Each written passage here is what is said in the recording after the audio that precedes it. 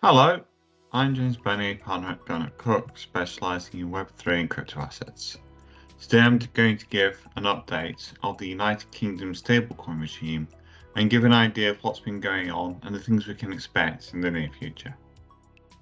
I think before we go into kind of what's turning up, we should start off by introducing stablecoins, because effectively when they started off with coins such as Maker Down the Light being created, the reference stablecoin was more of a marketing term than anything specific in terms of having definition.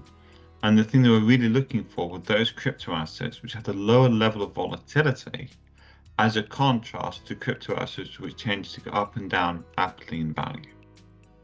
Because stablecoins tend to have that lower level of volatility, they tend to get used more of a store of value, and this meant that over time they've started to become an alternative form of payment which has become used quite frequently across the crypto asset world.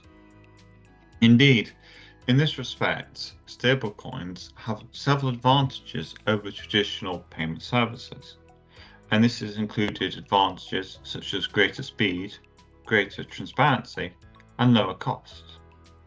For example, if I want to spend money in a foreign currency, say in Africa, under the traditional payment system, I may have to move from pounds into US dollars and then from US dollars into the local currency. This would trigger two sets of FX transactions, and that would slow the process down as the money has to be physically moved across from one record to the next in order to show the payment move over. With stablecoins, there is the ability to have a single record and have reduced the number of transactions which have to happen, because there is simply the need to update the fact that the value has moved from my wallet to someone else's wallet, and that brings down those sorts of issues. Another indirect advantage for stablecoins has been these sorts of payments have tended to fall outside of regulation.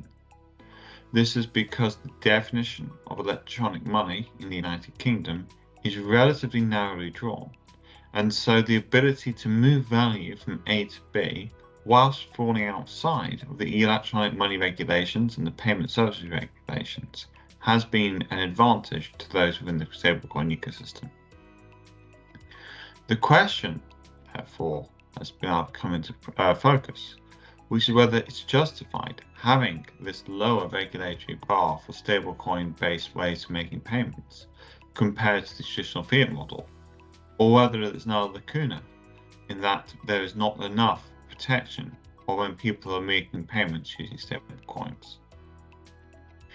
Globally, this has become a source of a lot of conversation between regulators, and we're now seeing the UK start to declare its approach in FSMA 2023, and where the UK is beginning to lay down the foundations on which it expects to regulate stablecoins when used for payment services.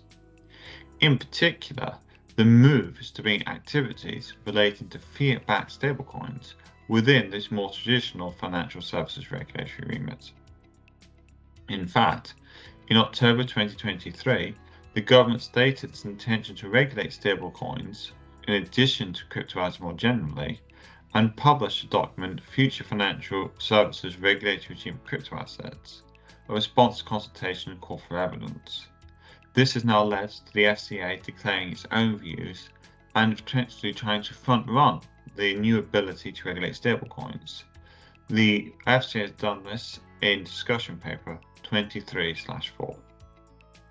The new regime is in some ways quite narrowly drawn. For example, it only applies to fiat-backed stablecoins, so it doesn't apply to stablecoins linked to other assets such as gold or wine, and effectively is looking just at those which may be seen as a viable alternative to fiat payments. The other thing which has been important is the fact it only reapplies when they are used for payment services. So simply holding stablecoins as store of value may again fall outside of regulation. Further in the future, we expect a wide regime for crypto assets which will deal with certain forms of stablecoin, such as algorithmic stablecoins, crypto-backed stablecoins, and commodity-linked tokens. But given they are not within the current definition for the new regime, this is okay going to happen at some point in the future. The firms which wish to engage in payment services using stablecoins will need to become FCA authorized and will need to comply with the FCA's handbook rules.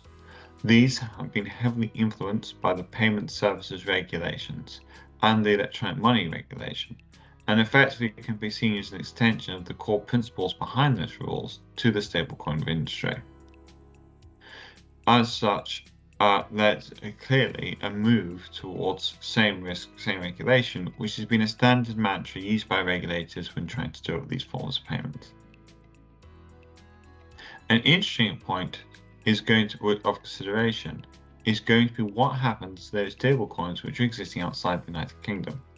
And indeed, what we saw last October with the financial promotion regime is an extension of the UK perimeter to try and capture activities outside the UK when they may have an impact within the United Kingdom.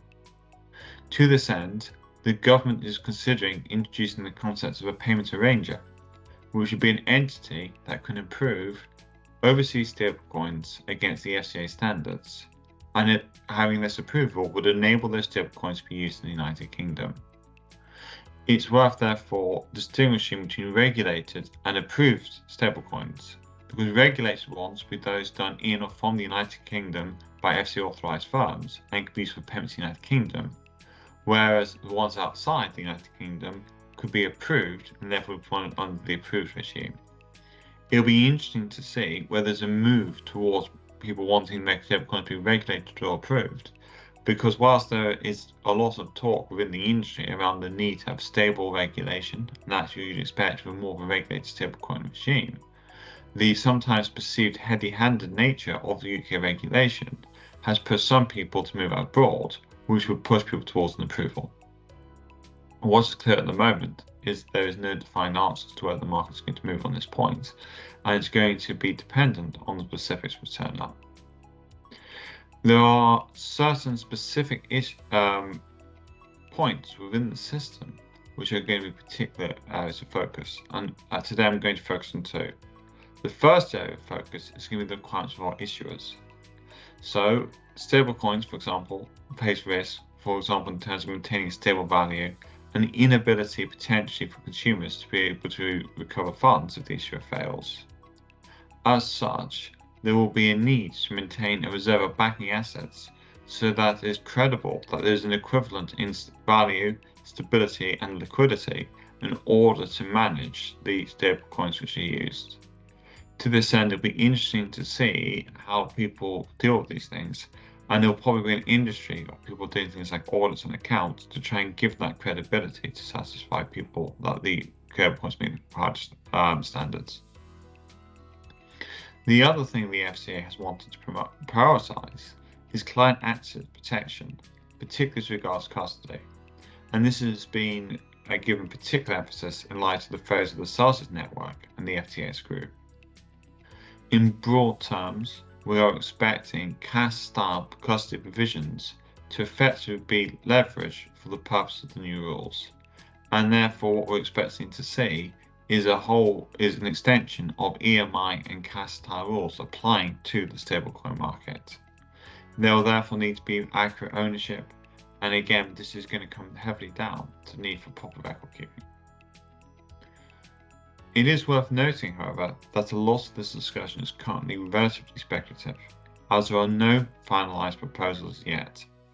However, given the speed at which the FCA has moved to date, it is not expected to be that long until finalised proposals start to come into some form of position.